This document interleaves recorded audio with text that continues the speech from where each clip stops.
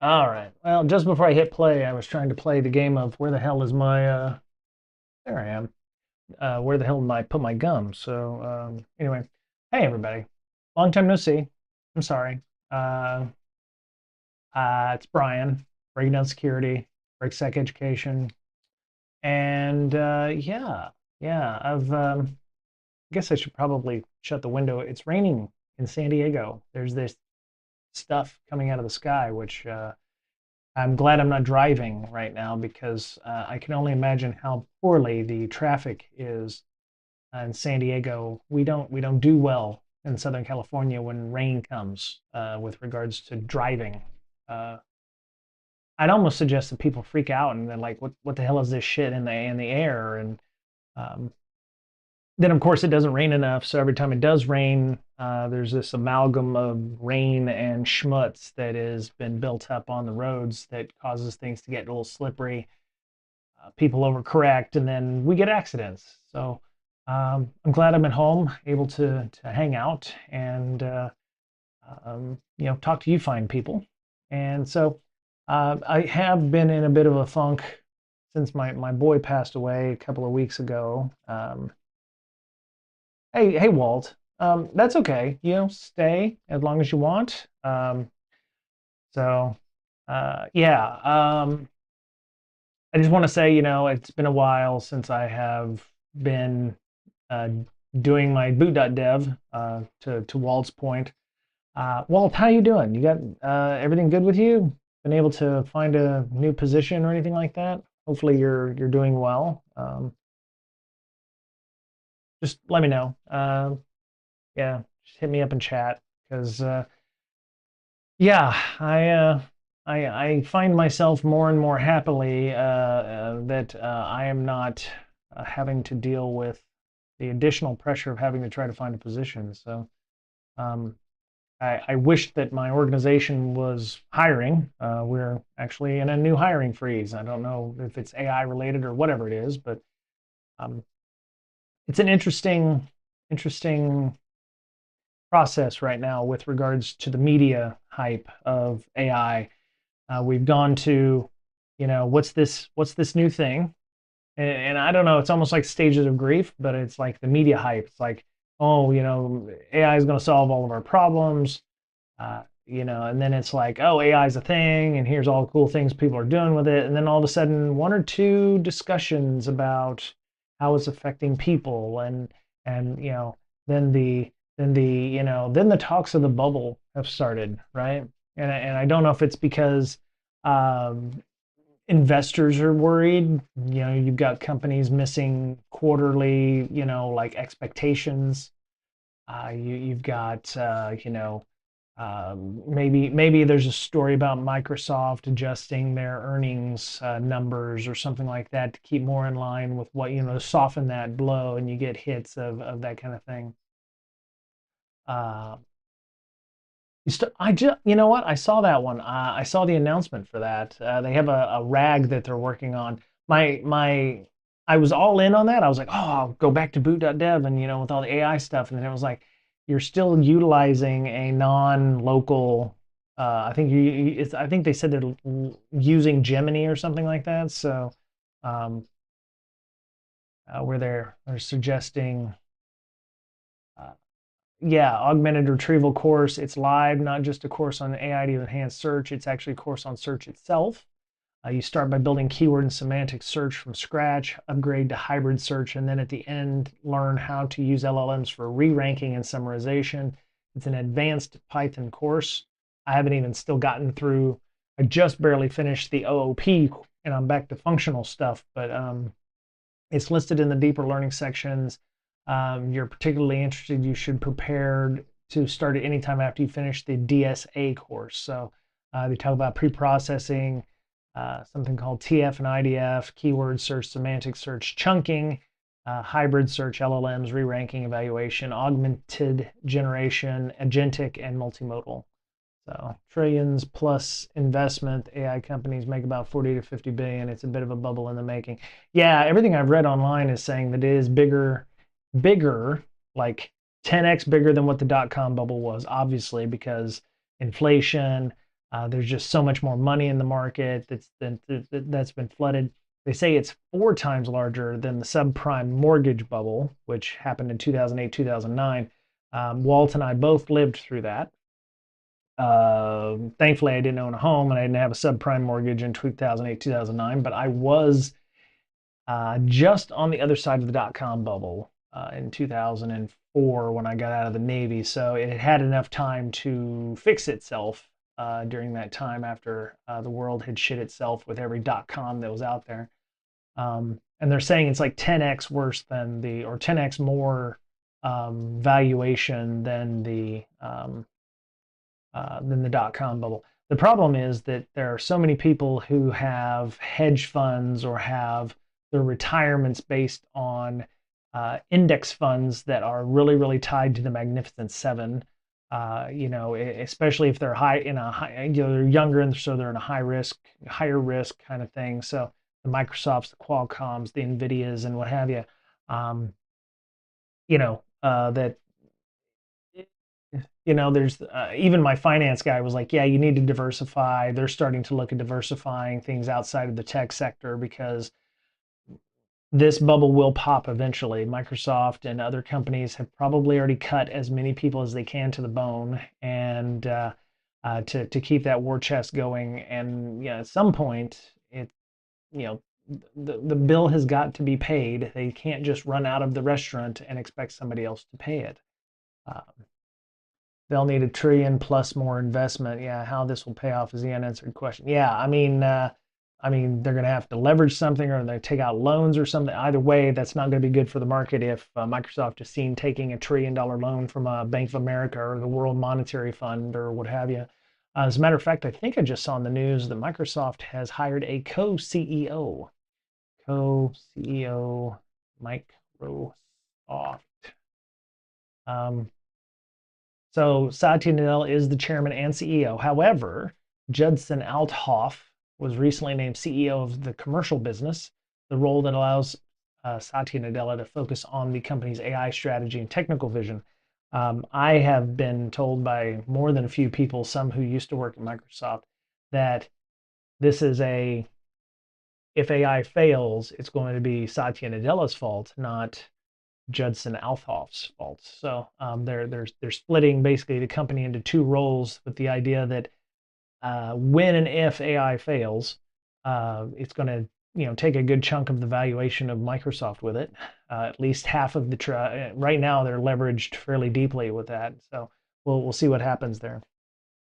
They lost 11 billion on 4.3 billion dollars in sales. Yeah, the problem is my understanding is that the seats for Office 365 include Copilot, so like $30 a seat, and they were expecting everybody to just buy up a ton of 365 seats, and because AI, right? The problem is that hasn't happened yet. The sales aren't there. Kind of like the new Dungeons and Dragons 5e edition that came out in 2024. They're not seeing books move, right? And it's the same thing. They're not seeing sales because of Copilot like they thought they would because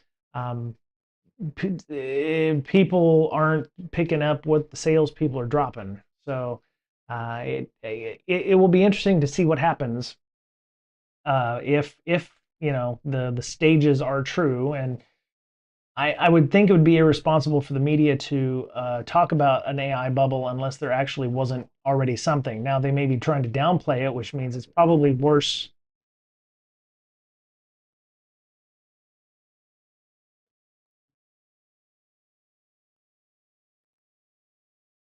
One second.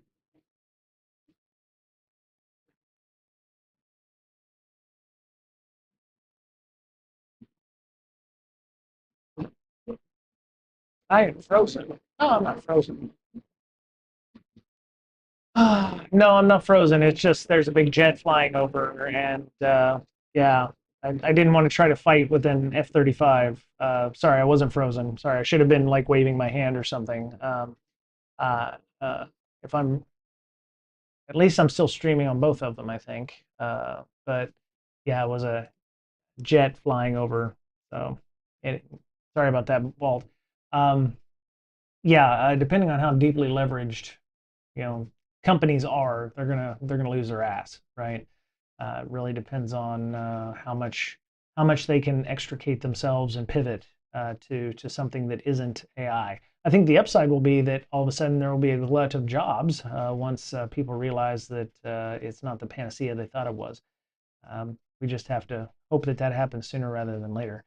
I think there's still, like with blockchain and Bitcoin and all that stuff, there's still going to be companies using it, but it'll be 10 to 20% of who they thought it was going to be, or it's going to be used for advanced search, or it's going to be used for large data analytics or something like that. So I don't know what that's going to look like. It would be nice if they actually do find a need for it and that we can use it in the way it was, you know, pragmatically intended. But yeah. So, um, yeah, I don't have any control over those ads. I thought I'd turn that shit off, but yeah, they're injecting that stuff anyway. Um, so, socvel.com. Now audio without video. Really? Is that on Twitch? Really? Let me go look. Twitch. Because everything looks fine over on. I did not upgrade to Sequoia. Um, where am I? Okay. Am I not even logged in? Where's my channel? There I am. Okay. I see myself. Hold on. Web me in a browser. So there I am. I can see me. Hello. Oh, it's gonna be like Inception. Oh shit, it's Inception. Okay.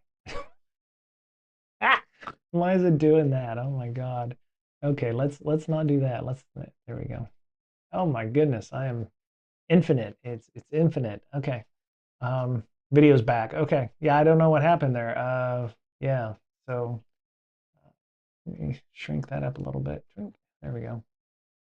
Yeah, you can see the boot.dev thing. They said Isaac Blatt's new RAG course. So retrieval augmented generation. 40 hours of content, 75 lessons, learn at your own pace, learn online, earn a certificate of completion, which, um, yeah, so just it's good to keep your skills sharp, especially when everything goes to shite, and then you need that. So, um, yeah.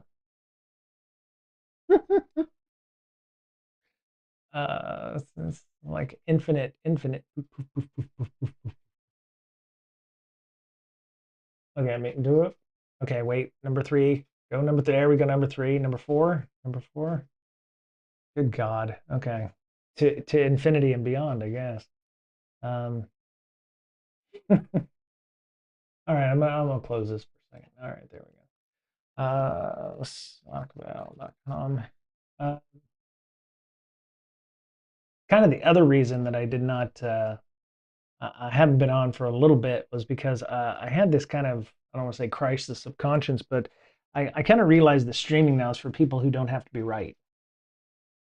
Uh, in this case, you know, it's hard to be a pundit or to talk about things, especially security, when there's no right answer, and there uh, people think that you have those answers. And I started having this whole thing of like, do I need to be right?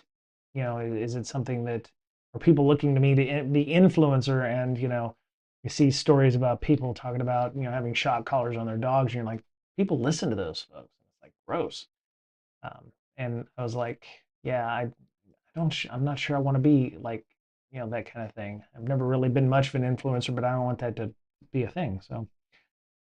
Um, so the other side of the thing is I'm busier than ever at work, for good reasons, not bad. And so I'm having to upskill, and not just AI related items and not just Python related items, but I've had to start playing around with burpsuite again. And uh, yeah, burpsuite has changed quite a bit in the, well, it's been nearly, I logged in today to the Web Academy, where burpsuite is, and listened to Theo Durat, Theo somebody, um, and uh, burpsuite's gotten better in the past few years. And to be fair, it has been literally years since I've played with burpsuite.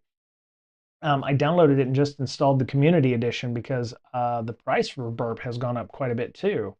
I did not realize that it is now $500 for a fucking year worth of burpsuite.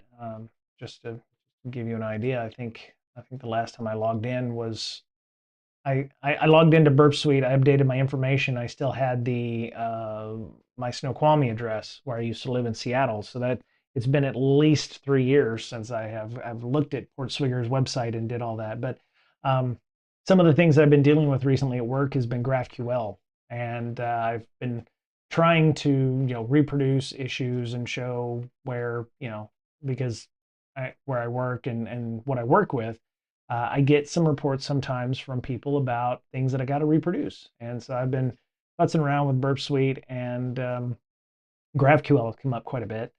And so I've been trying to use Burp Suite to do things like introspection of GraphQL endpoints and what have you. And um, somebody suggested to me, hey, Portswigger still has their academy, and I was like, oh yeah, that's right. I've seen folks like Wimmery, who was also streaming on Twitch, do. Uh, oh, okay, cool. Um, uh, they were doing the Burp Suite Academy stuff, and I went in here just to look at what kind of topics they have, and I noticed, oh, they have finding GraphQL endpoints, and looks like they have it like for stupid people like myself. So I was gonna poke around on that and see what I can do to upskill on the Burp Suite stuff. The one big thing, and for those of you who use Burp Suite on the reg, you're like, oh my god, he hasn't used it in forever. Uh, I knew they had plugins, and I had played around with some of the plugins. But the other thing is they now have a browser dedicated inside of Burp. That would be my lovely wife, who's about to start dinner. Sent a photo. Oh shit.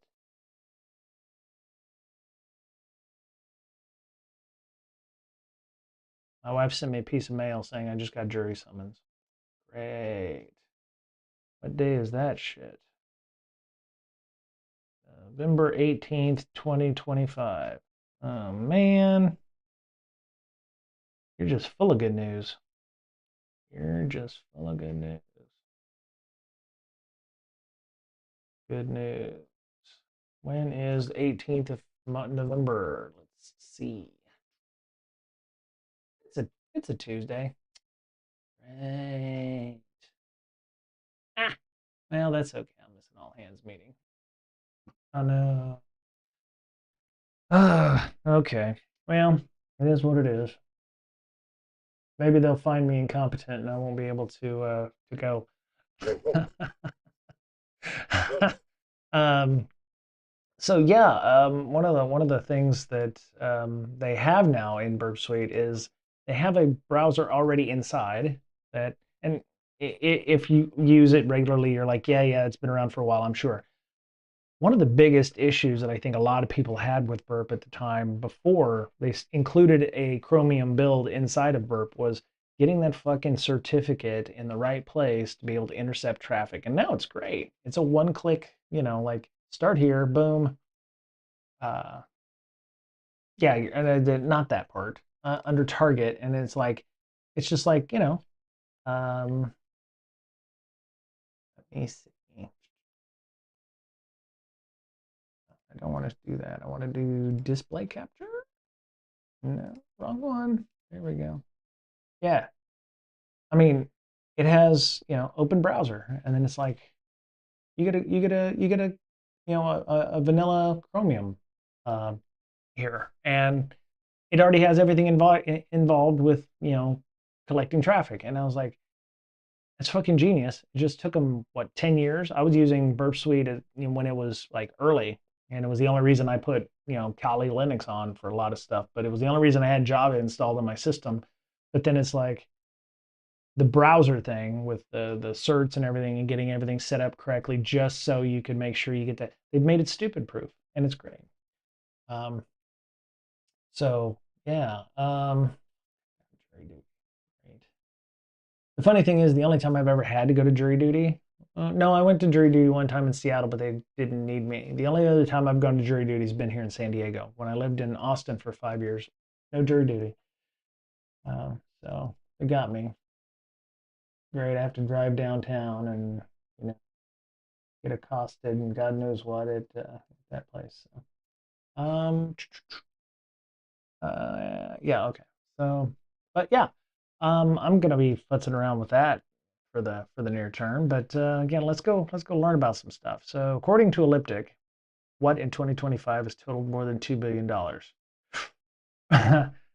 That's tongue in cheek. Cost of a virus total license, cost to run Sentinel, cost of a VMware license is expensive. I would say amount of crypto North Korea has stolen. That one's fairly that's a gimme. So I think they're trying to get one correct answer here for these kinds of things. Yeah, there we go. Uh, link link twitch.theo. Okay, we can shout out to Theo. Give me a second. Shout out to Theo. Okay. Um, who's Theo? Okay. Software and game development. Oh, he has a few more followers than me. Looks like Theo has a few more followers than me. So, uh, but yeah. So yeah, go follow Theo if you can. If you're interested in software development. All right, and then yeah, so $2 billion in 2025 alone. Okay, so it's not even December 31st, and they have stole $2 billion in crypto assets. Largest annual total on record, 3 months still to go. This brings a cumulative known value of crypto assets to more than $6 billion. That's a lot of fake money to steal from people that is legitimately valued. So, yeah, plays a critical role in financing North Korea's weapons programs, missile development programs, and their Uber Eats account. They probably buy a lot of hot dogs and stuff from the Burger King just over the border there with Russia. Um, I didn't know that. Little known fact: North Korea actually shares a 20-mile border with Russia, like 20 miles, like itty bitty. The rest of it is with China, but they do have a 20-mile border with Russia.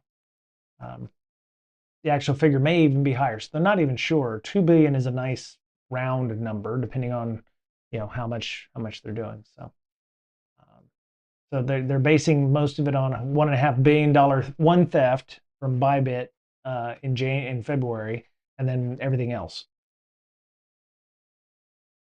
LendFi, WooX, and Cetify.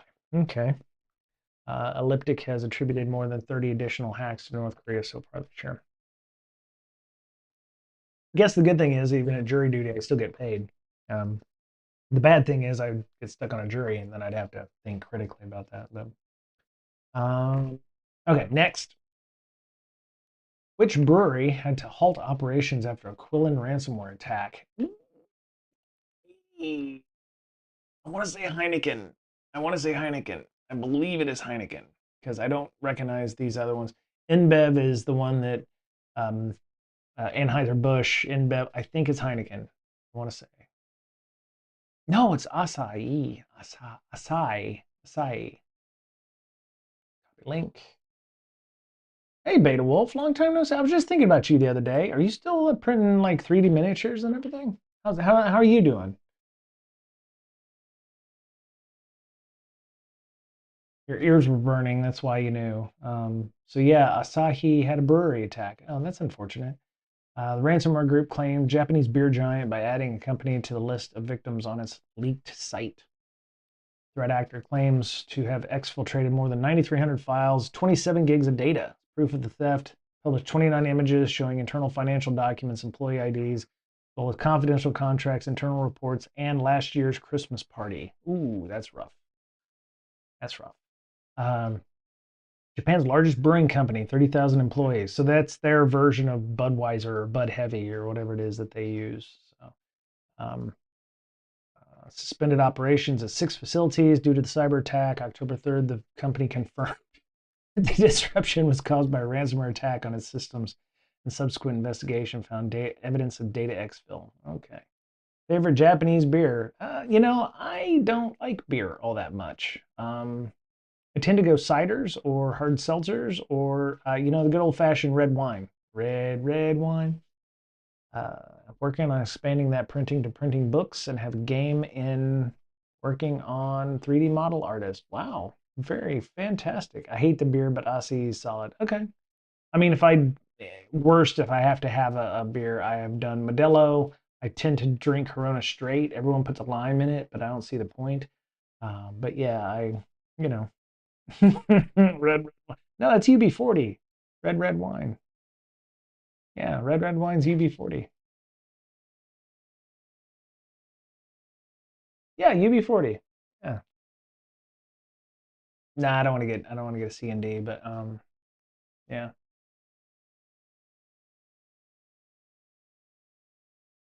Yeah, I mean, it's the same kind of vibe, right? It's, yeah. Um, 30,000, $20 billion in revenue, and they got knocked down for a few days. So, Scattered Spider. Okay. Yeah, we've talked about Scattered Spider before. They do a lot of stuff. Shit. Anyway, number three, Expel. All these companies, all these threat hunting companies that come up. Oh, by the way, speaking of threat hunting, I have been invited to come to DEath Con. Somebody, I went to the local, I went to the local event, and this is very interesting. Sorry not to go down more rabbit holes, but it's just, oh good, it's November 8th and 9th. Okay, so it's not going to in fact, interfere with my jury duty. This is being done all over the world at the same time. So if you're in certain areas of the country, or like Tacoma, Washington. So for those of you in the Seattle area, oh, I'm sorry, Beta Wolf. That sucks. Um, I hope you're doing all right.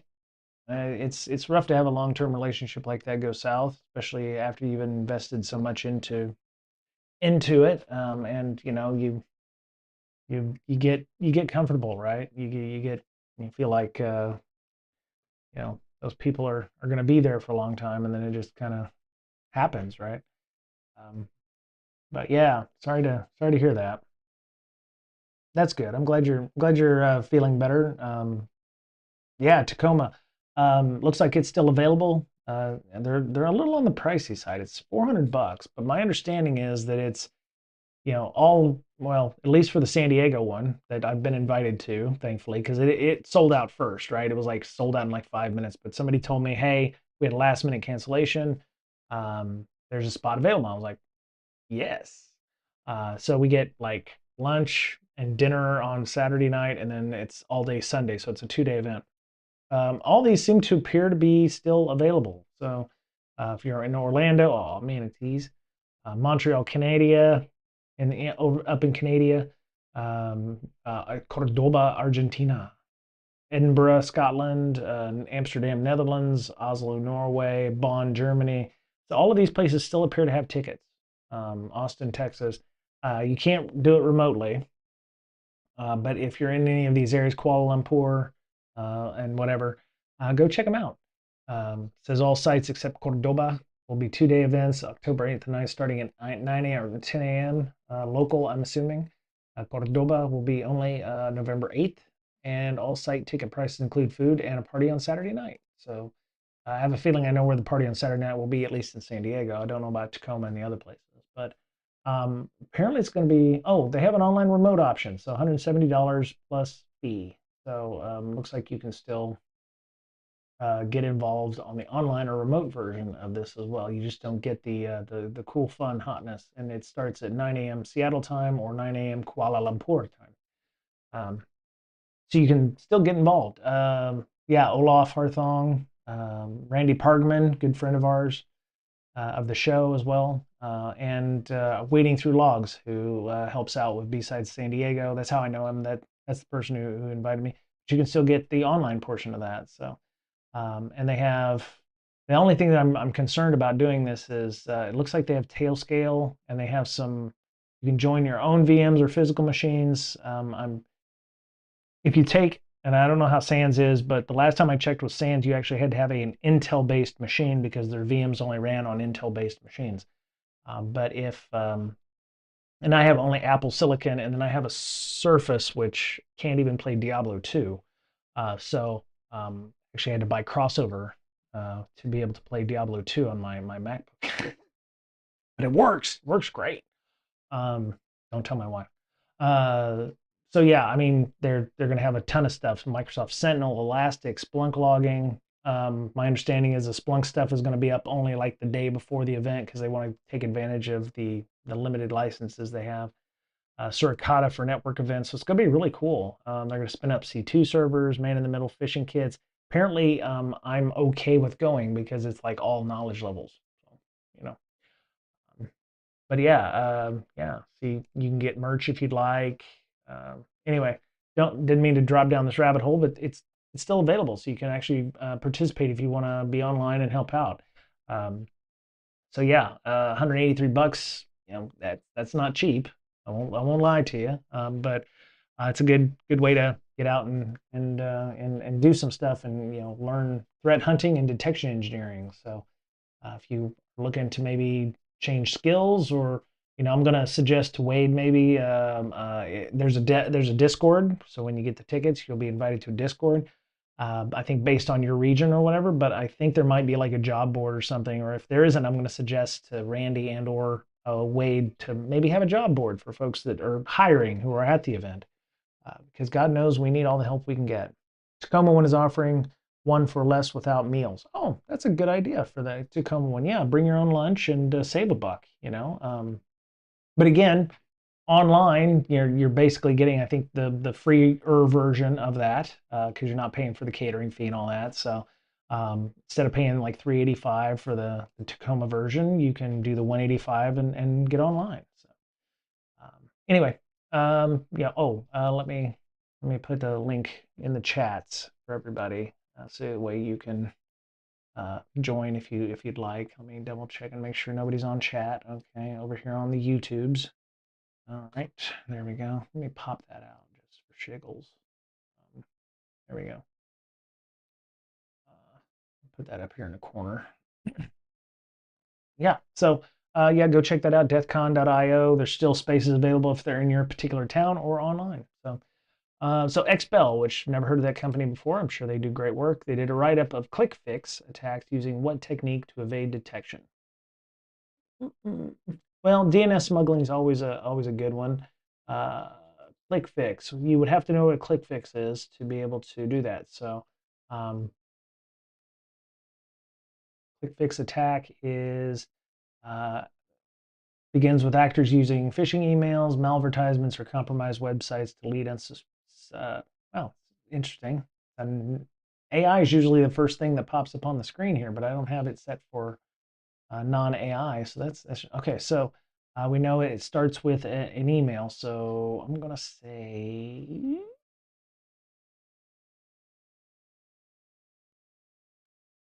to evade detection. I'm gonna say DNS smuggling. No, cache smuggling. Damn. Oh, there's no source. That's interesting.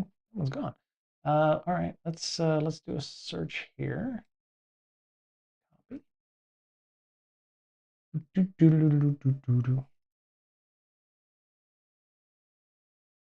Spell. Okay.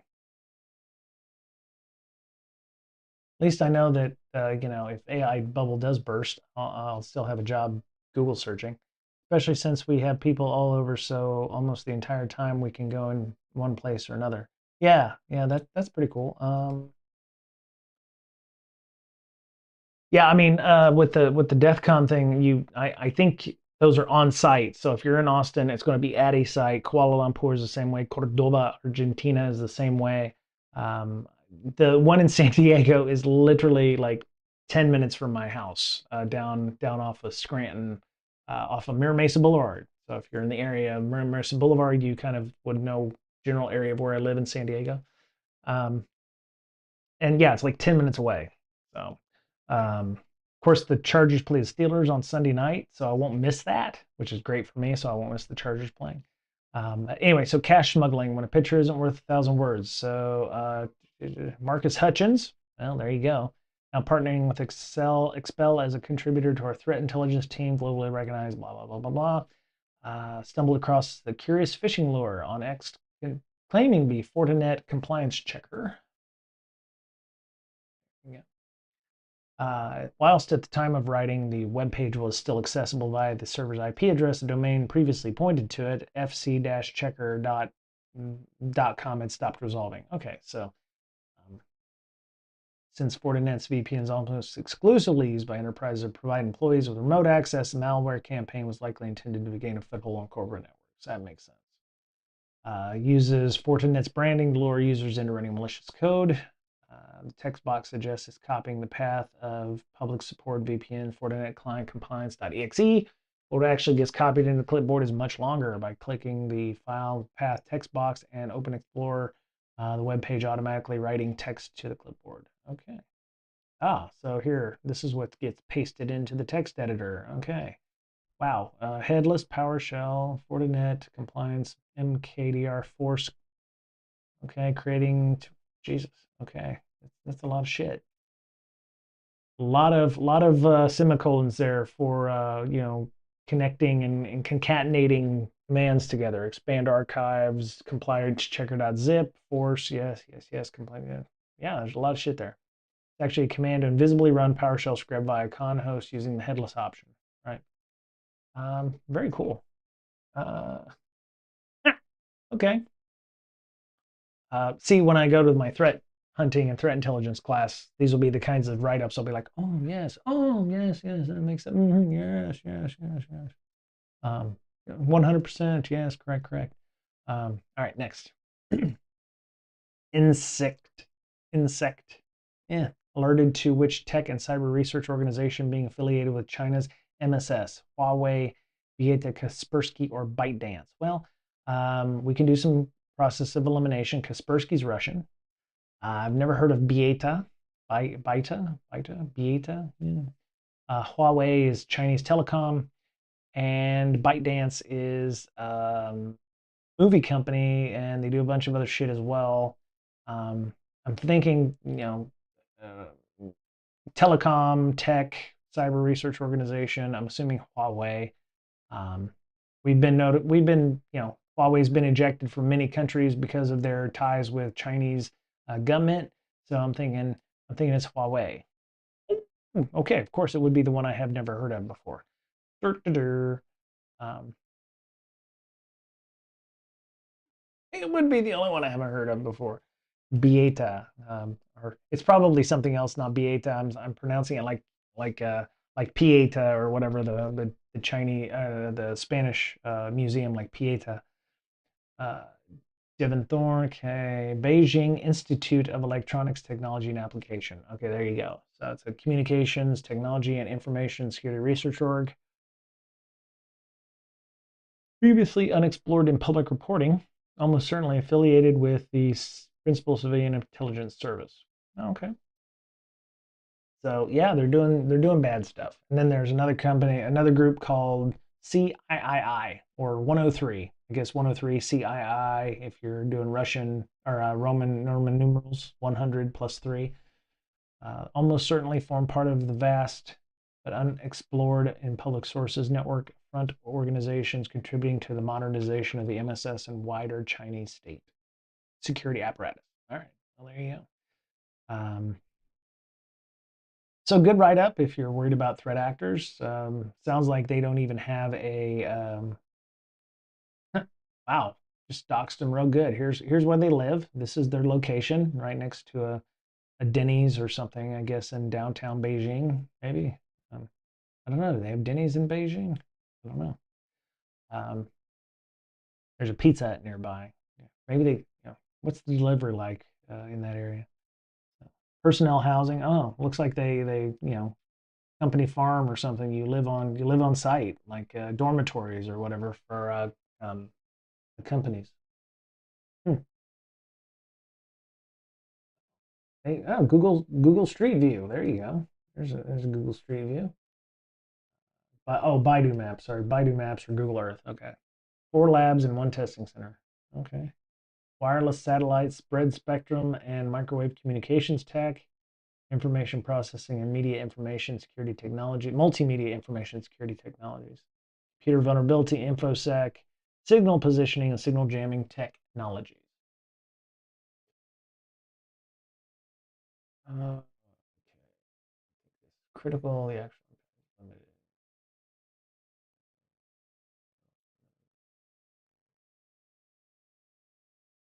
Yeah. Sorry, I'm.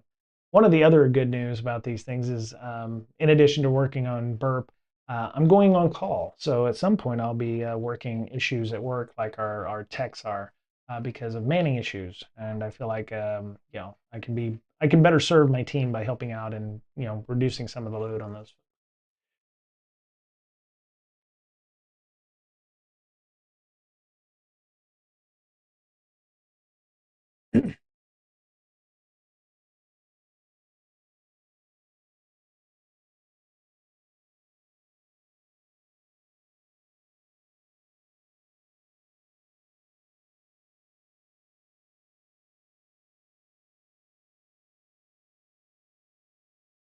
All right, there we go. Um, all right, cool. So, yeah, some folks we've never heard of before are doing some things in China. This is apparently the head muckety muck. There's wow, this person's done a proper job of just owning up the command structure of the organization. Wow, pretty good.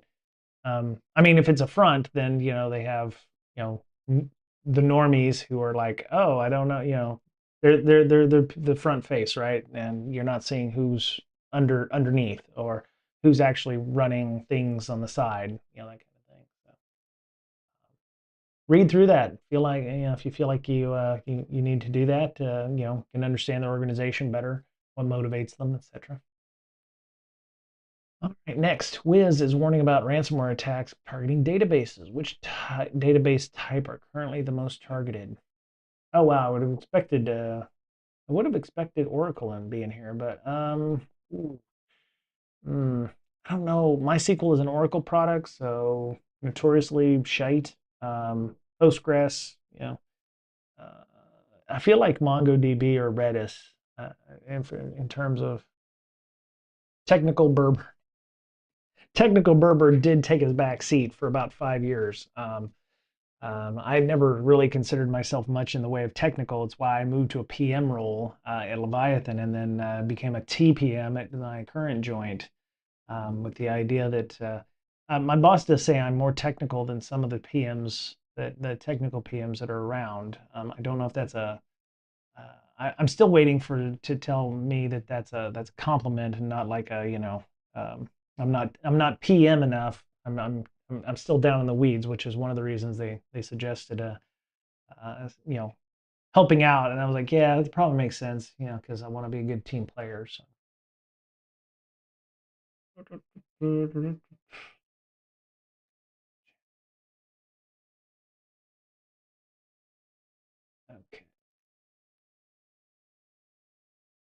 a lot of it is just relationship management and making sure that people you get them the information they need. Sometimes you don't have a lot of information to go on when you go talk to them, and they can strain the relationship. I'm going to say Redis because I think a lot of teams are using like Microsoft or Amazon or Google kind of stuff, and Redis is kind of a big thing. So I'm going to say Redis. Ah, fucking MongoDB, asshole. I feel like I got a little Tourette's going on. MSEC, I don't wish for that. Don't wish for that necessarily. I mean, uh, it's good for them to have that practical knowledge, maybe. Like I was there once and now I'm up here doing this. I think once your PMs become like here, they need to let go. Or you're gonna end up with like startup culture where the CEO is still like sending code commits. And it's like at some point the CEO just needs to fuck right off and let the technical people do their thing while the CEO is doing CEO things. The CEO still hands on keyboard, that's problematic. Um, having worked at a startup, having worked at an organization where you had the COO still like sending in commits, and you're like, yeah, nah, brah, you need to stay off of that because COO is, not a code monkey and this. They're it's not, or it's not, and you can't have that because the COO has unlimited access to things, and then at the same time they're receiving pitches from bad guys who want to own up everything. There needs to be a thank you for your contributions in the past, but now you're making multi-million dollars and you don't need to be a code monkey, or PMs in this case. Uh, yes, Agent 57. I would not have. Um, I would not have. Maybe you don't say it so strongly to them, but yes, they can fuck right off. Uh, in nice ways, you can just say, yes, we've got this. Go and build the company or whatever. Um, how hackers exploit exposed databases for extortion and the defenses that work. So if you, this is wiz.io, so I hope that they're not going to send an advertisement at the bottom talking about how, yeah, they're going to look to create a secure cloud to accelerate your something. Um, Newer campaigns have adopted double extortion tactics. Even in these malwareless scenarios, attackers will claim to have stolen the data, whether or not they actually exfiltrate. Oh, that's beautiful. Wow. And then threaten to leak it publicly if the ransom isn't paid. So I could just send you an email saying, I have your shit. I may not have your shit. Um, they're not, they're in, they'll send screenshots saying, hey, I've got your data. They haven't actually done anything with it. Then they will exfiltrate the campaign. Okay, warn if the victim doesn't pay, the data will be published. This serves. Okay, so they'll make you pay up, and then they'll exfiltrate your data and then sell it. So that's how the double extortion goes. Um, an attacker with database access can often escalate privileges to RCE, right? Remote code execution. Once this foothold is established, they can begin to move laterally in your environment using compromised servers as jumping off point to discover and attack other systems. Yep. Therefore, even in cases where the data isn't necessarily valuable, it's important to treat ransoms as an early indicator of potential deeper compromise. Did anyone see the Google Gemini hack talks at DEF CON? Is that the one that was AI generated or fake or something?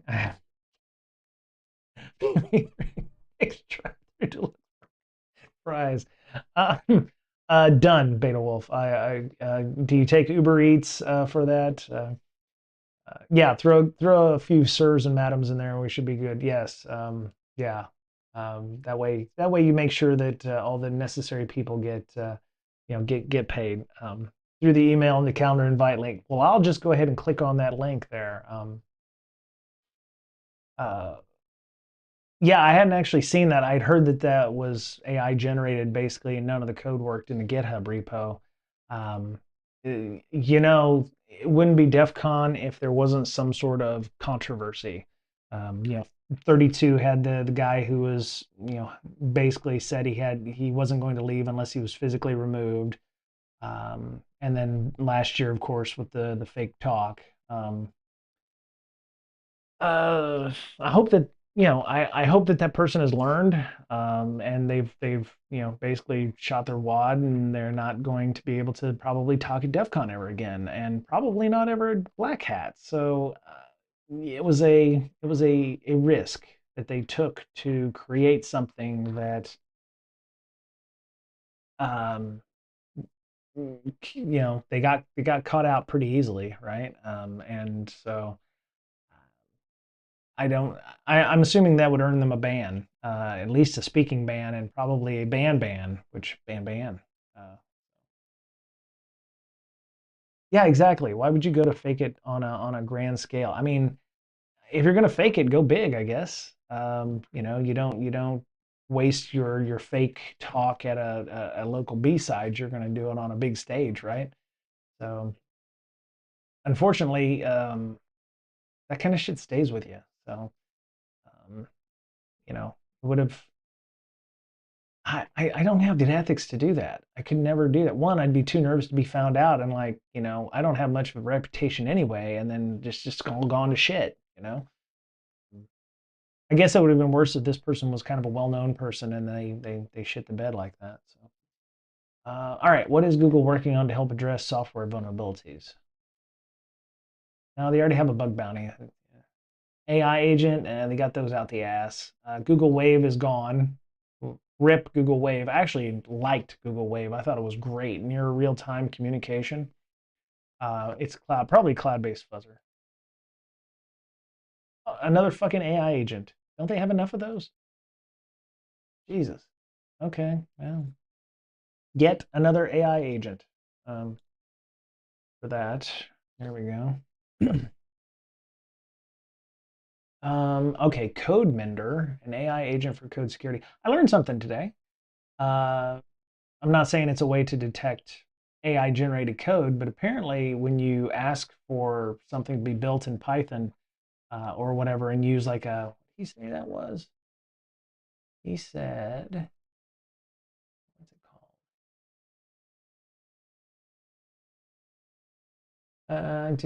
So I'd gotten a report from somebody about with a Python script in it, and I copy pasted the Python script, made sure that didn't have any weird shit in it before I uploaded it.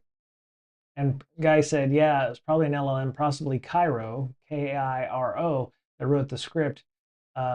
You can tell by the use of high order emoji characters in the output. And I was like, oh, so it's like the M dash when you're writing something. You can tell because like Cairo will create, yeah, Cairo will add emojis in in certain areas like for comments or things. So like it added a red X or it added a check mark or something uh, to the to the system, and I was like, oh, okay, didn't know that. Now I know. I've never used Cairo before. Looks like you can use it inside of VS Code or what have you, but it adds emojis that don't copy paste well over plain text. So yeah, I'm making an AGI. Its name is Yen. This is pretty good. Um, what kills me about all these companies making all these AIs is they don't stick with one, right? And I don't know if that's because one doesn't, it's like a wrench or a screwdriver. I hate bringing it back to like just normal tools, but I guess they're making it so that you have so many different AIs. It's like, well, which one do you pick, right? Um, Code Mender, dunk, dunk, dunk, dunk, dunk. Helps, okay, software vulnerabilities are notoriously difficult and time consuming for developers to find and fix. Okay, so even with traditional methods like fuzzing, our AI efforts like Big Sleep and OSS Fuzz have demonstrated AI's ability to find new zero-day. See, the problem is, why don't they just take Big Sleep and improve on it instead of creating OSS Fuzz? This is the Linuxification of AI. It's like you can't, which one are you going to use? Well, there's 45 of them out there, that kind of thing. It's one reason I think Linux has not, I don't want to say has not had adoption, because it has had adoption. It's just, there's just so many options for people, and there's a holy war behind each one of them of why you want to use these things. There's a reason there's one Windows, right? Or one OS X, and there's 800,000 Linux flavors. And really, some of them are just like, well, we like using this, you know, this thing versus this thing. And it's like, you could have just added that to 20 other things and not had, this thing. 3% adoption, exactly. Exactly. I think the real future is local LLMs. I love the idea of a local LLM. I think a lot of the reason that a lot of folks, I think it's the cloud issue again. Like, when cloud was first coming out, it was, it's on somebody else's computer, you don't control it. The same thing with AI. You give it data, what are they doing with it? Yeah, we got privacy policies, but as we've seen, you get around that in some way, or the company just doesn't give a shit and then will pay the $10,000 fine that gets hit up later on in about 15 years, and you'll see 5 cents back on your class action lawsuit. They just don't give a shit. So you need local AIs, and that going back to what Walter was working on when I first got here, he's like, oh yeah, they have an LLM now in boot.dev. They have an AGI, a RAG for boot.dev where you can learn retrieval augmented generation. The problem is it's not local. You have to use, I think, Google Gemini for the bits, and I'm like, yeah, I don't want I don't want to train somebody else's. I want to train my own, or I want it to only use the data I want to give it. what kind of like concierge, or I forget what his name. I forget what McDouglas was calling his, but it's a local rag that you can use to train documents with, which is why it's so appealing. So yeah, see, but you're going to have to use something else. You're going to have to use Google's Gemini to make it happen. Um, so yeah, I mean, yeah, those 3%. um, all right, let's continue on here. Who wants to update your Who wants you to update your IoT devices? I want to say it's John Hammond. I want to say it's John Hammond only because I remember seeing a couple of news articles about John Hammond. No, the Dutch government. Okay. Wow, interesting. Okay. Oh, okay. Yes. Yes. Please translate. There we go. Cybercrime affects 3/4 of Dutch, but not everybody keeps smart devices up to date. Sure, that's a problem. That could be fixed. Uh, there you go. Only 2/3 of Dutch people say they update their smart devices frequently or regularly. Also, a significant part do not or only rarely do so. There's still profit to be made. Um, my wife's making dinner. 2.5 million unsafe devices. That's not a lot, but that's, the Netherlands instead of the United States. We have 2.5 million devices probably in San Diego alone. Matt Brown for IoT, I would have said. Yeah, I don't know. I thought I saw John Hammond in a couple of news articles recently. I thought it was talking about that thing. I didn't read them because LinkedIn's become a cesspool of shite, even more so than Facebook in many cases. Um, yeah, yes, cyber criminals can take over poorly secured devices for DDoS attacks, phishing emails, ransomware installation, data theft. Yes. The Minister of Economic Affairs says, do that. Kicks off the campaign today with a short internship at ethical hacker company Access 42. So the Minister of Economic Affairs for the Netherlands did an internship at a security company. Really? Did they? I appear to be missing on the screen. There I am. Okay. I was missing on the screen for a while. Uh, During that internship, he gets a I'm assuming crash course in smart devices hacking. He also sees how a router and a smart TV are hacked in a house while the residents are unsuspectingly sitting on the couch. Yeah, that's legit. Subsequently, the minister is briefed on Baron de Franz, responsible for the public-private partnership in the field of cybercrime, about the risks of poorly secured routers. I think that's actually a pretty cool idea where the government entities are going and having a short internship was probably a day-long event where they were talking about the dangers of IoT and not hacking things, but the heart was in the right place. Um, Again, this is translated, so short internship could have been like a webinar or something. It could be any number of things. Smart speakers, smart lights, smart animal feeding troughs. That's true. They do have smart cat feeders. I would hate for my smart cat feeder to be hacked and my fur babies don't get fed while I'm on holiday. That would suck. LinkedIn and Indeed is full of fake job listings. Yeah, I think if you see a job on LinkedIn, you always want to go to the website where they are hiring to see if that job exists on their website. Not saying that that's any better indicator of whether or not the job exists, but a lot of times you'll see that job is not what was posted on LinkedIn or not what is posted on the official site, and it may no longer exist, or it was old and they just updated it. I don't know why LinkedIn is that way, but yeah, I no longer trust LinkedIn for anything these days. So sure as hell not to find a job. So um, and it's just ready to be plucked, having its database leaked. So if you're worried about data privacy, which we don't have anymore, but if you're worried about that, hide your profile. You're not going to be contacted by recruiters on LinkedIn anymore, not for legit jobs, I think, until they figure that out. So we can no longer take online security for granted.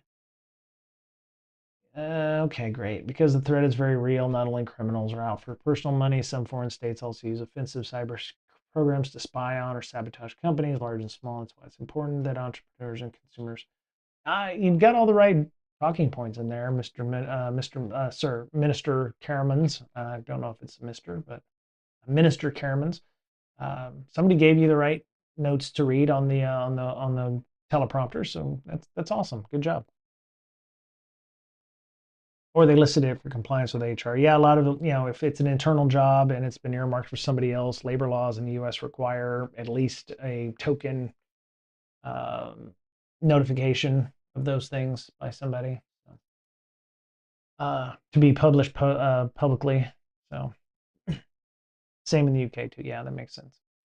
Next, boy, I'm just sucking today. I'm just, over. The only one I got was the gimme at the beginning. That's interesting. Talos is warning about phishing campaigns using what to evade detection. Oh shit. Didn't they mention steganography on the last one? I think I want to see steganography. No, hidden text salting. I don't know what that shit that is. Go save the link. No, no, no, no.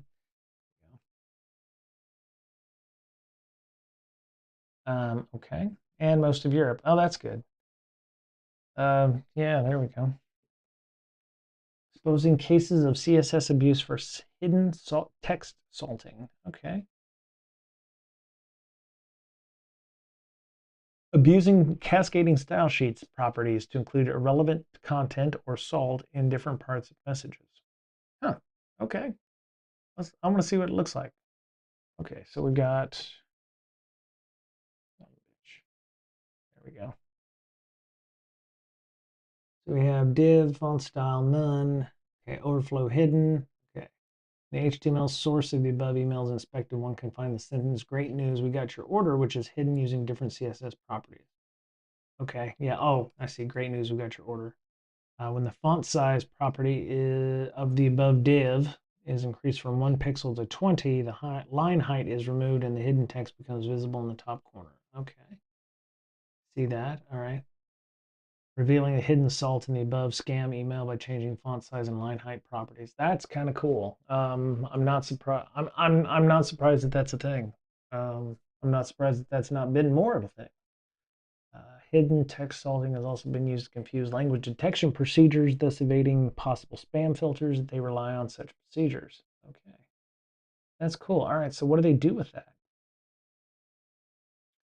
Display lang field specifies the language in which the message was written. An X4 front anti-spam report header contains information. All right. 4 main places where the salt's hidden emails: the pre-header, the header, the attachments, and the email body. First and least common, added to the pre-header is a short text that appears after the subject line when the email is viewed in the inbox preview of most email clients. Okay. I'm guessing that's because the preview would show something different than the normal view, right? One can identify 4 yummy recipes for you in the pre-header message. Most email templates enable threat actors to add pre-header text, which allow attackers to entice readers with additional information. Okay. 4th and most common is the email body. Yeah. Okay. Raw keywords are salted with hidden characters in multiple places within the body to evade detection. Wow, that is what? Okay, that's interesting. Okay, so wait, what?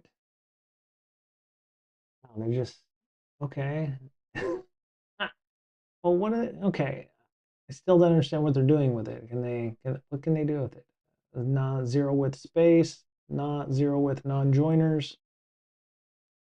HTML shows how threat actors have added these to evade detect. Okay, so it's like spam detection or evading spam detection, because the spam detection filters or the malware detection filters are, it's all gibberish, right? So they're able to get past email parsers. Okay, that makes sense. Okay, very cool. I mean, it's not cool. It's kind of interesting, but yeah, that sucks. That just makes it that much harder to stop.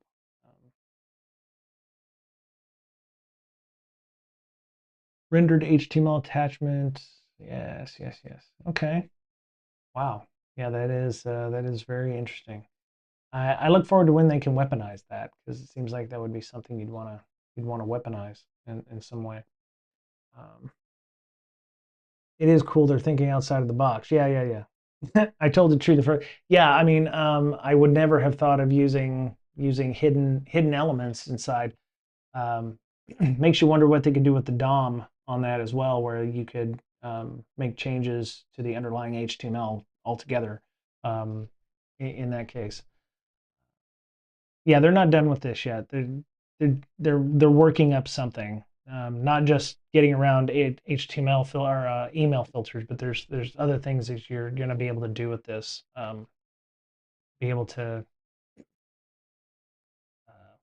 if they can put this in the preview, then you could actually send a different. It feels like you could send a different message in the preview pane than the regular pane, right? So, and depending on which one the email looks at first, it, yeah, it's a decent chain, right? Even from blue team perspective, yeah. But yeah, yeah, take a look at that. We'll see where we can get with the next thing here. I remember Talos mentioning steganography earlier, but yeah, the salting is interesting. Unit 42 found a phishing kit generator specifically used to easily create phishing kit to easily create what types of attacks? Hmm.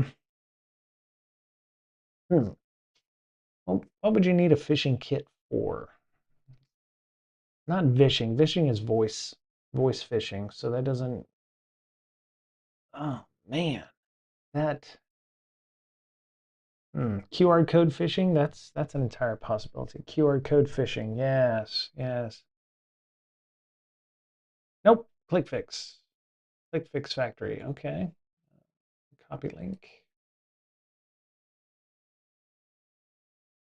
All right, there we go. I was actually thinking it was, I was actually going to be going towards vishing because I was like, well, you know, they're trying to make that more adopted by bad guys. So you would create something that would make it easier for you to do voice phishing or emails that would, oh, wait, let me at least click on the freaking link so I can see what's going on. There we go. Click fix factory. All right. Attackers are packaging highly effective social engineering techniques such as click fix and easy use phishing kits, making it accessible to a wider range of threat actors. That's why I said vishing, because I was like, you don't hear about a lot of vishing, and that would be something you would want to put into phishing kits to make it more easier for people to do things. Hate vishing. ClickFix was on the daily cyber brief the other day. Yeah, we had an earlier question about ClickFix as well. Like, you know, how would you use that, or where did it come from? So, um, we've uncovered a phishing kit named IUAM ClickFix Generator, which automates the creation of these attacks. The kit is designed to generate highly customizable phishing pages that lure victims by mimicking browser verification challenges often used to block automated traffic. See, this is the one thing I've wondered about from like a red team point of view. Would you use these tools on your own red team attacks, assuming you can defang them so that you know anything that you get from somebody for a red team event, or you know you're still that company that does phishing events or phishing training by sending people you know shit like this? Would you use these tools, or would you go with more legitimate tools from like a know before or whatever?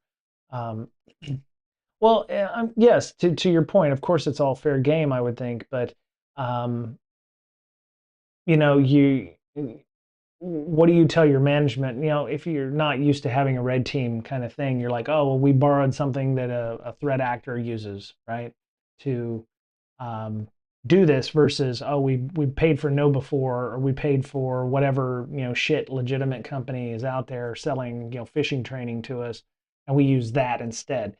It seems like if you could defang these things so that when somebody does click on it, it's only, you know, all that information is staying inside your own environment instead of, you know, accidentally being sent out to a C2 or something that is already available, you're good.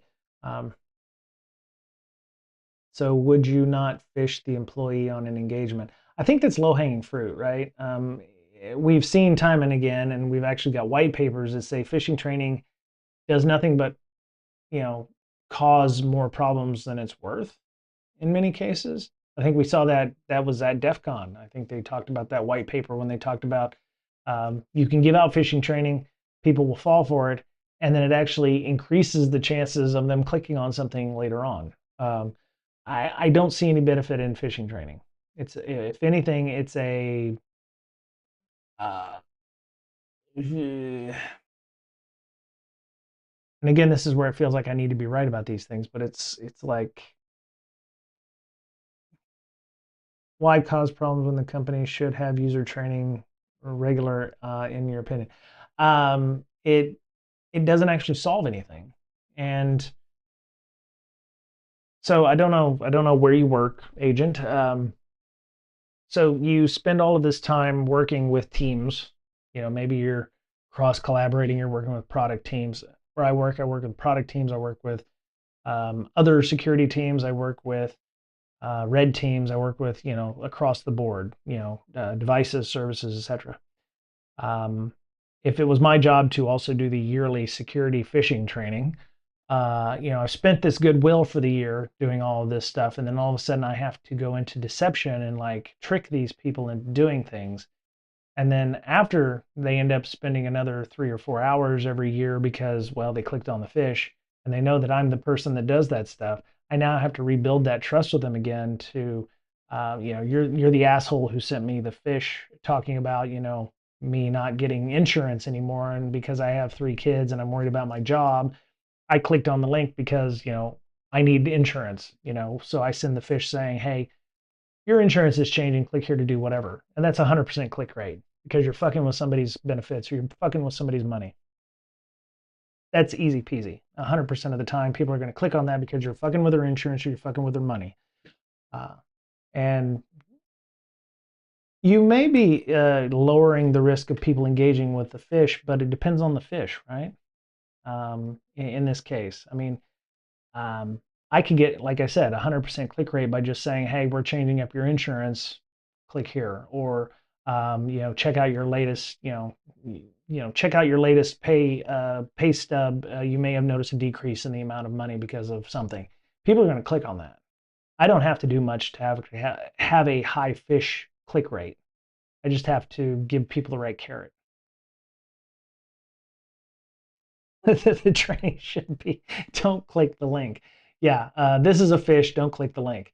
I mean that might be legitimate. I mean, it comes back to the point of if you have a PDF or something and you send that to HR and you're like, hey, here's my resume. Click on the link. HR that's their workflow. And if you put something in there to be deceptive, like, hey, if you're trying to test, hey, is North Korea trying to get in, or if the payload is in a PDF and you send it to people whose job is to click on PDFs all day, um, you're going to get them, and that's not really a good training, I think, in that case. It is the route to initial access. So, I mean, in many cases, MSEC, you could just say, we fished somebody. What now? And you can say, we fished HR. We fished Joe Bob over in marketing. What does that get us? You know, you don't have to prove to Joe Bob that he's fished. You don't have to ruin whatever goodwill that you've built up over the year or what have you. You can just say in a tabletop exercise, we fished Joe Bob. We've got his credentials. What now? Or we've successfully attacked the marketing department. What do they have access to? What about the Uber, MS, Co-op, and Jaguar hack all occurred? I'm unaware of that. What about, you have a link to the Uber MNS Co-op? Uber MNS Co-op. Yeah, did not read about this. Staff told to keep cameras on in meetings. I don't think that's it. They all got fished. Let me back it up here. Co-op fish. There we go. All right, so phony IT calls after co-op and MS hacks. Oh, right. Yeah, the retailer Marks and Spencer. Yes, yes, and Harrods. Right. Um, would phishing training have stopped this? I guess that's a good question. I think that's a big question. right? Would fishing training have stopped M&S and spent co-op and Harrods and all that stuff? Would it have stopped it? Agent, do you work for a fishing company, fishing training company? You don't have to tell me. I'm just like, uh, you know,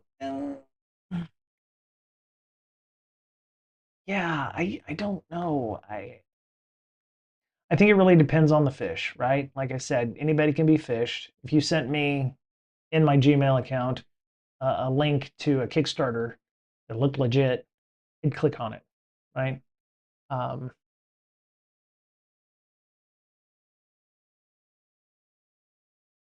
sure, the dude spammed for 3 hours and caved. He got alert fatigue. I mean, that happens, right? Um, there's attacks where it's like the Okta stuff is like if your Okta system is sending somebody 500 messages, hey, click this link, log in, log in, log in.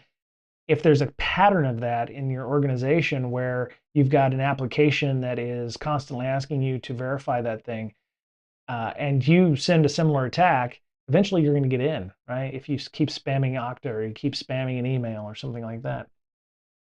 He should have gotten in touch with his staff and let them know before anything. Um, I don't know. The dude was spammed for 3 hours and then caved. If he was spammed for 3 hours, eventually he just gave up and said, fuck it, I'm going to do this. Um, I would probably have said, fuck it and do this. Of course, I have certain precautions, like I don't put work stuff on my phone, on my personal phone. So if my work phone was, bleeding, hitting up off the hook, I would probably go in and check it myself. But I am of a suspicious mindset to begin with, right? I don't know who the person was who got hacked, if it was somebody in charge or what have you. Um, but yeah, I mean, yeah, I don't know. They were sending him, okay, so yeah, they were sending him 2FA codes. It's very similar to some of the stuff we saw with the Okta breaches and stuff. It was like when you get 500 Okta attempts, you're going to, people, normal people, not security people, are going to assume, oh, it must be something at work that's causing this issue. I'm just going to head and click that. The training isn't, hey, let's send a fish and, get them to click on the link and do that. It's, you should not be receiving 500 Okta pushes in 25 minutes or whatever. If there is a problem with that, the first thing you should do is blah, not accept the Okta push. You should, turn it off, disable it somehow on your phone, and then notify IT or something like that. It's not, hey, let's show people what the bad thing can happen with that is, because then you're just targeting people in your organization, and that's not good because that person's going to feel like they've been targeted unfairly just because they were doing their job. Um, there's no win here in this case. If they had weak passwords, that's completely that's another problem. And you can have a weak password in 2FA, and you can have a 45 character password in 2FA. You're still going to have people who are going to, if they guess the passwords or if it's an easily guessable password, if you sent me a bunch of octopushes on my phone, if I had work stuff on my phone, that might be a problem. Um, this could be made into a fun game for each of them. Yes, the problem is nobody wants to pay for that training. Um, you can have a strong password and official capture it. They can also capture your OAuth tokens. They can also capture your JOT tokens or anything like that. It doesn't necessarily have to be a fish. Missed the first 30 minutes. Did you discuss FCC's Operation Clean Carts already? The TLDR updated list of banned Chinese tech. Oh, I did not see that. Hmm. I don't think that was in the socvel chat, but you'll forgive me if I don't have a lot of trust in the United States government right now. I don't, I can't even imagine the FCC can, find their ass with three hands at this point. So, yeah, Huawei, that's nothing new. ZTE is nothing new. Hytera, okay, that makes sense. Hangzhou Hikvision, that's funny. I actually almost bought some Hikvision digital cameras as an alternative to Ring back in the day.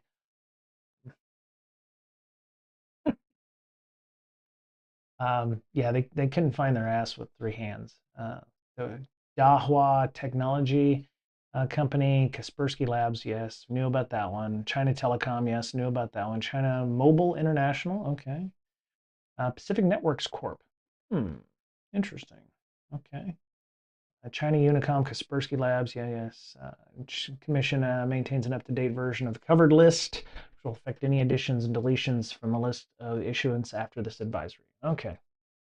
I'm actually surprised that Kaspersky's not been taken off the list, to be fair. Um, Getting off of Ring and moving to Ubiquity. Okay. Um, yeah, I've had some Ubiquity APs that I was very unhappy with at the time. As a matter of fact, the only thing that I've found that's actually been solid is this Netgear that I've been using for the past 3 years. It isn't even Wi-Fi 7, which is funny. Um, shouldn't say that. Account for that. Um, yeah. Okay.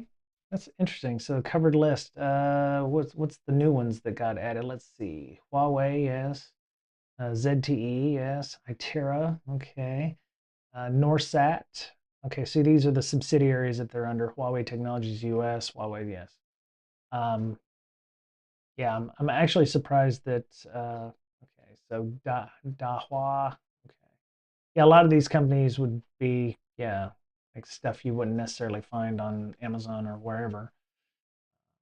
Dahua, Dahua, wow. A lot of, okay, New Zealand, Netherlands, Nigeria. Wow, they got a lot of subsidiaries. Peru, Poland, Kenya. So they have one in Kenya and Nigeria. So they have two different versions of that.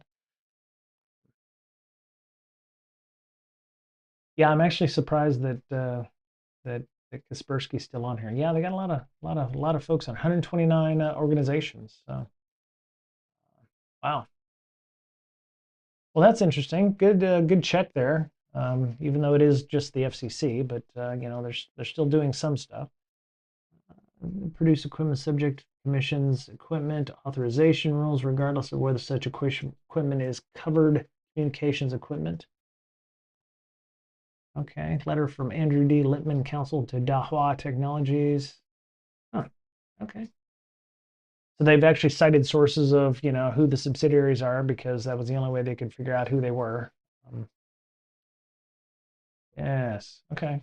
So this is the new company that they've added, right, as associated entities. So um, good find there. Good job. Good job on the find there, system professional or IT professional. Um, yeah. Okay. Uh, yeah. Let me see. Okay. So based on Will's, so somebody named Will, or the company is named Will. Analysis of Quillen. What do the TA offer? Threat actors offered to convince victims to pay the ransom. Promise not to do it again. Hey, yeah, we fucked up and hacked your systems. If you just pay us, we won't do it ever again, right? Security awareness training. Wow. What do the threat actors offer? They offer them to convince the victims to pay the ransom. Security awareness training. That would be interesting. SOC 2 report. That's just trolling. That's just a troll.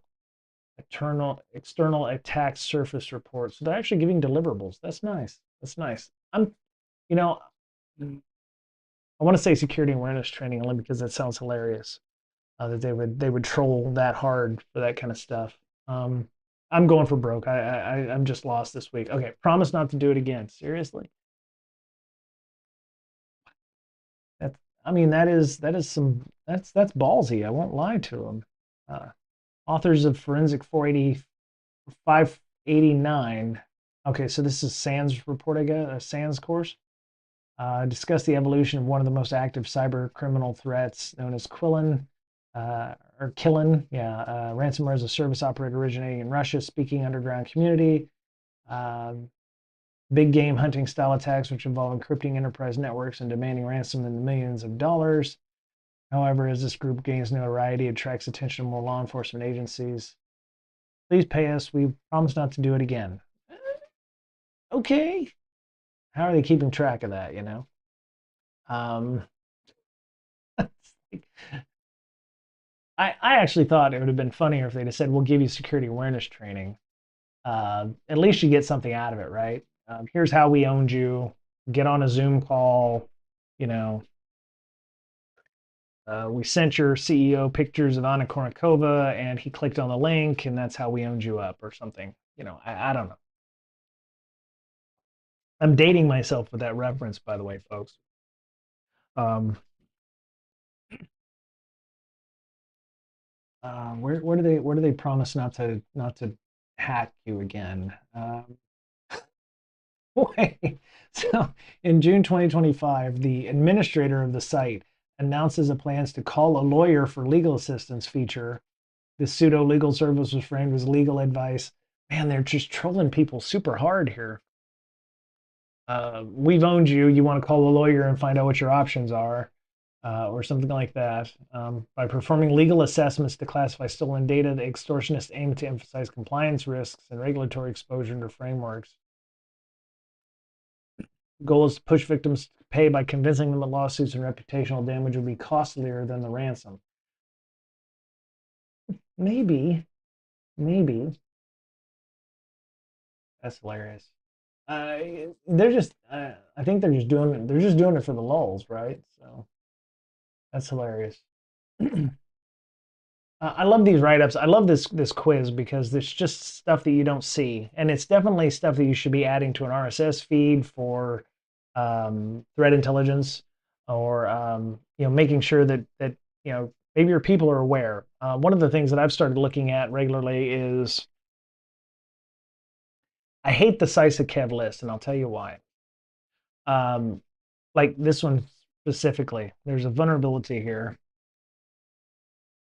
They just add shit randomly to a list. They don't tell you why. It says known to be used in ransomware campaigns, unknown. So it's either yes or no, right? Most people do not want to be computer literate, or computer literate. I think I've seen this. Like, I don't want to say Gen X is probably the last people who are going to be the real hackers here, because there are folks that have always lived on the fringe of society to and I've always had a gray area in their ethics, right? Um, I think there are a good number of people these days that are not computer literate, because some things have been made so easy they don't have to think about how it works anymore. I mean, that's why, you know, if you have to work to use your computer, then it's not worth the time and effort, right? And I would argue that's probably Linux is failing. You have to work to make your computer work, and it's not good. Um, I love going to Linux Reddit, where people are like, "Oh yeah, just install Linux," and I'm like, "Just, right? What's the effort involved there? You know, you've grown up for 20 years using the same OS, mostly Windows, and all of a sudden now you have to learn a new UI, new programs, shit you were using before doesn't work anymore. I mean, Internet Explorer, no longer works, but they have, Edge will work on Linux, which I found hilarious. Um, but yeah, the thing that gets me about the CISA Kev is gets these things get added. And this is a 9-year-old vulnerability. It's added to the list today for some reason, right? Don't know why. Yeah, today for some reason, don't know why. It just got added. It's like this is the reason we should have it, and there's no good reason. No information about that, and of course, NIST is doing its damnedest to make sure that you aren't understanding. Um, but some people only follow the CISA KEV list as like we need action on this immediately because this has been added. So it's obviously a terrible bad thing. And never mind the fact that you should have probably been updating your shit sometime in the last 9 years. So this shouldn't affect you if you're actually doing any kind of patching whatsoever. Um, oh, Velociraptor. Oh, interesting. Okay, so this is a 2025, so it's been within the last year. But there are just so many things that get added to this that don't make a lot of sense. Like Grafana. If you're using a cloud version of Grafana, this doesn't even affect you, but it's a 4-year-old vulnerability that you don't know why they're adding these things to the list. It would just be helpful if they were adding things based on something other than is it being used in ransomware campaigns. It just doesn't make any sense. Yeah, 9 years old. They just added a 9-year-old vulnerability. and it's like, why? And who's using this thing anyway, right? Again, you know, um, what was the other one that I saw just recently? I was poking around on here. Mozilla, right? 2010. Here's a 15-year-old vulnerability in a Mozilla product. Mozilla Firefox, SeaMonkey, or Thunderbird. You should have updated by now. Linux isn't harder to install than Windows. Windows is pre-installed, so it must have no idea about the installation of Windows. That is true, but I will argue that Linux is not easy to install for the mortal. Um, you it's not difficult, but you have to get a thumb drive. You can't necessarily install it directly from Windows. Uh, just the backing up of things off of your computer, you'll lose things, right? Um, unless you have space on your drive and Linux is smart enough to partition a size off and then install itself in there, and then you can just reboot normally. Um, they're getting there, but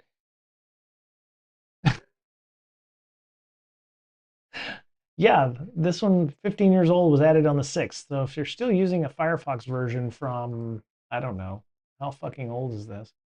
Does the site even exist anymore? Okay, so if you're still using Firefox 3.6.12, now I was using Firebird 0.04 whenever before they decided, oh, Firebird is also a database, and we're going to get sued, so we probably should change it to Firefox. Yeah, if you're still using this ancient version of Firefox, SeaMonkey, or Thunderbird, probably, yeah, there's probably people who will watch this stream that were born in 2012 or 2013, so this doesn't exist anymore. Um, but yeah, they add this, and it's like, why? Why are you adding this? Why do you even bother adding this? There's no reason.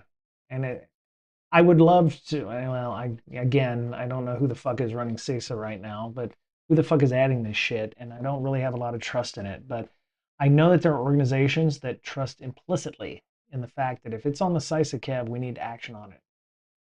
And it just kind of sucks. So here's a Windows vulnerability from 2011. I mean, it's like, what's the point? What's the point? So if you are still running Windows XP, Service Pack 2 or 3, Windows Server 2003, Windows Vista Service Pack 2, Server 2008, none of these systems, or Windows 7 Gold or SP1, which are all out of service. Now I could see Windows 7 still being used in some organization somewhere. You need a thumb drive for Windows, right? Windows doesn't preserve any previous, exactly. But you also need a thumb drive for Linux, right? And so um, the other problem is, and if you do the Linux install for somebody, Walt, in this case, you're now on the hook to fix any problem that person has with that Linux installation.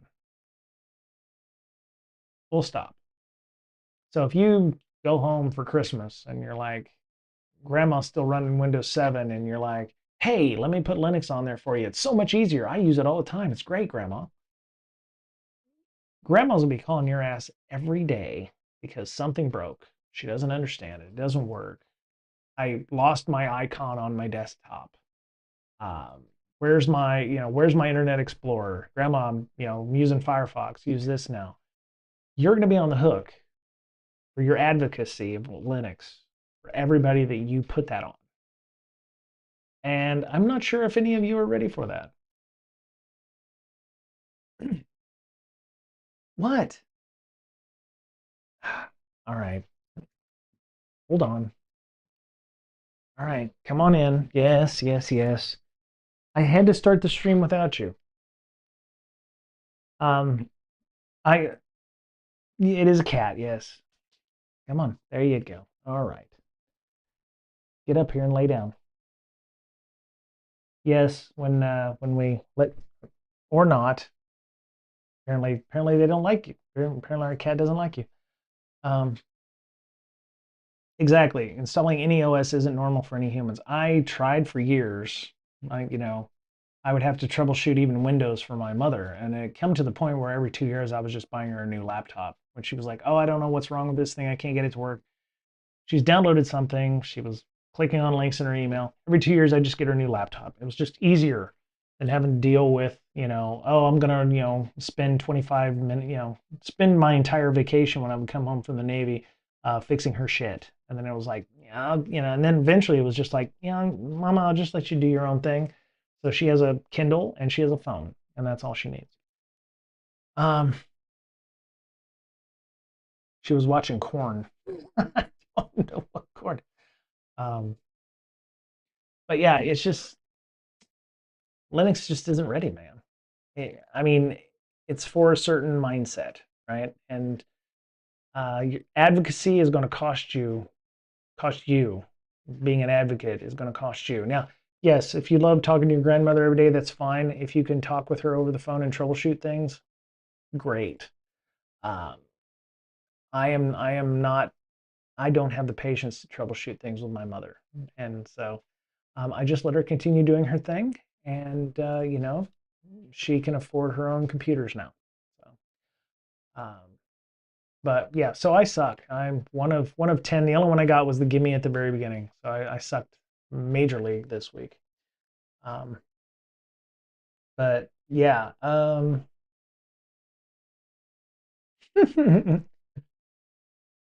my problem is I've tried to move to Linux several times, and those of you who've watched the stream have watched me suffer through that. Moving to Linux, finding out that things like hardware still doesn't work in 2025.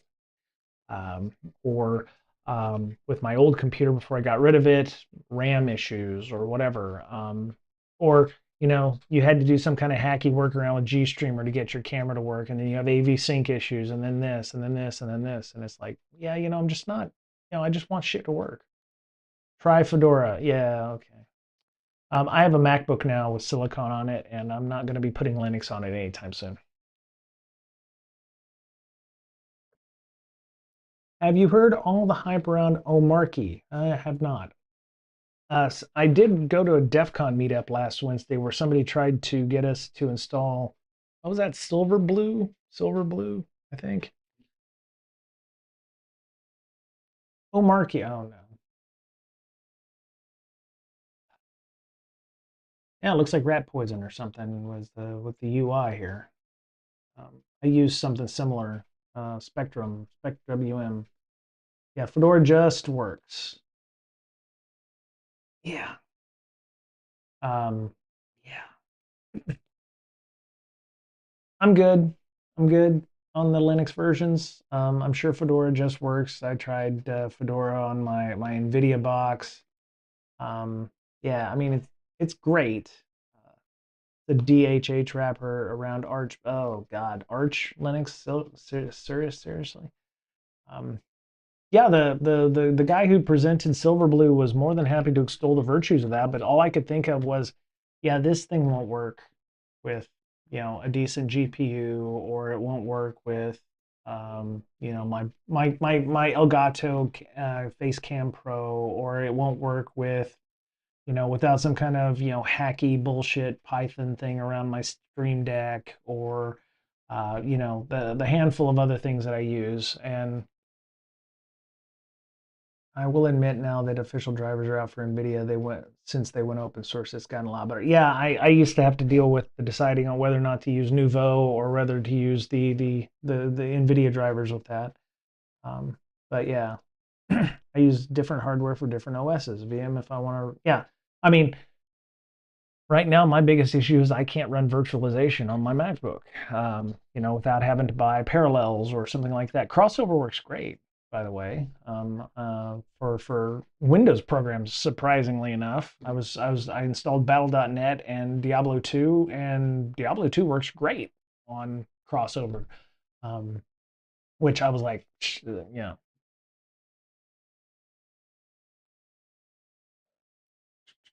yeah. I mean, it's crazy. This thing works. I wouldn't suggest it for everything, but it's 74 bucks. I'm probably gonna have to. I bought the free. I used it for 14 days on the free trial, and it works fairly solidly. WSL on Windows. Yeah, I love using WSL on Windows. My problem was the Windows 11 thing, and I guess they finally nerfed any ability for you to create a local account on Windows 11 now. You must have an always on internet connection basically so that you can authenticate to your Windows box. I'm assuming they will allow you to log in without an internet account, but you cannot create a Windows 11 instance now on any box with a local account. Windows 11 local account only. Yeah, I think they've nerfed that now. So yeah, Windows. Yeah, they're clamping down on local account setup. Latest insider bill removes local only commands. Skipping Microsoft account sign in will crash setup. Oh shit. Yeah, their OOBE, their out of box experience, setup process, significant update. Now even more difficult to bypass restrictions in order to use a local account. Um, because they want you to, be plagued with OneDrive fucking notifications that you're not even using and all that shit. Um, I, OS X isn't without its problems either. I mean, if you go and look at the new UI that they've got for fucking Tahoe or whatever, the UI is having all kinds of issues there. So Apple is not without its, problems too. But yeah, you run into those issues. So DHH was a Mac user for 20 years. Omarky is his take on all the things that made Mac OS great with all the things that make Linux great, all set up and ready to go for it. Windows isn't bug free. No, OS X isn't bug free either.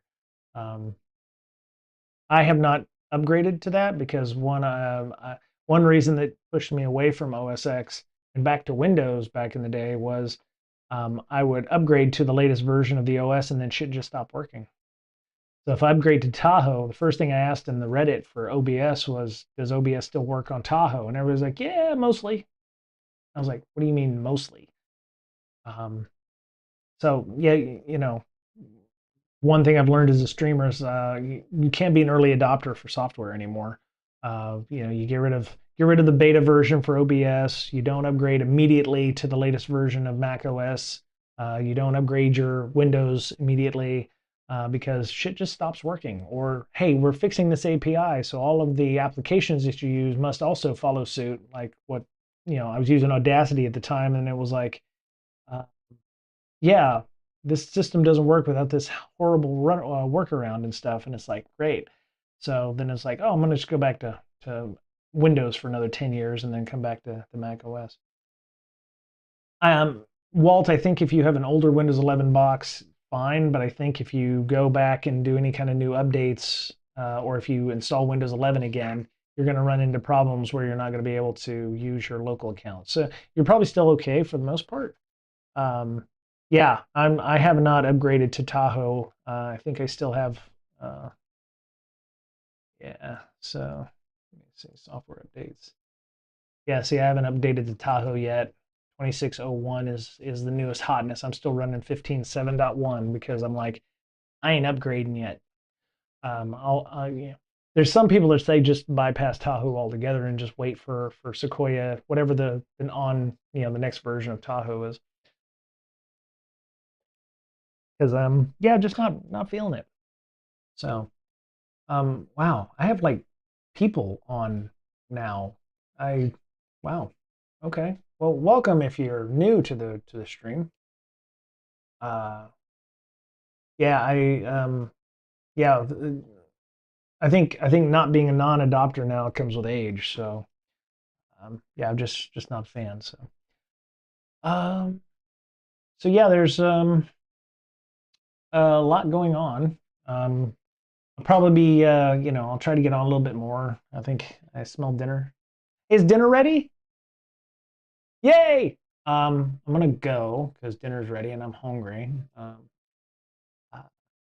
I'm going to be on at least more. I was having a little issues with some work stuff, but I think that's kind of straightened out now. And yeah, I'm going to be doing some burp stuff. I'll probably go back to some boot.dev stuff because I do want to get back to continuing to learn Python because it still is going to be very helpful. But I think I'm going to go. And is there anybody on Twitch that I can have us raid? Because it feels like I need to share some love here. I haven't raided in a while. My wife has a casserole that she's making with not like a shepherd's pie, but got cornbread on top. So it's like it's one of those things. It's really good. As a matter of fact, I hear the alarm going off now. JD does dev. Hmm. He is playing with what? What's he got going on here? Not quite vibe coding. Okay, well, uh, Slyborg. Oh, there we go. Let's go Slyborg. Grab that. Go and send some love to Slyborg, and we'll. Oh, okay. Let's do the one mentioned in chat. Okay, let's do that one because I have not rated that person before. I don't actually know what they do. So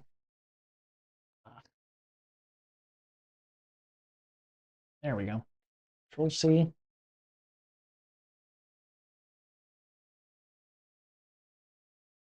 There we go. Mm, nope. Oh, know what I did? Okay. Put the at. There we go. All right, so we're going to go and follow on Kaiser Clark Cybersecurity. All right. So everyone have a good week. Take care of yourselves. Go get a jog or a walk. Get out and, I hate to say touch grass, but, go out and see the sun. Okay. Talk to you later. Bye. And raid.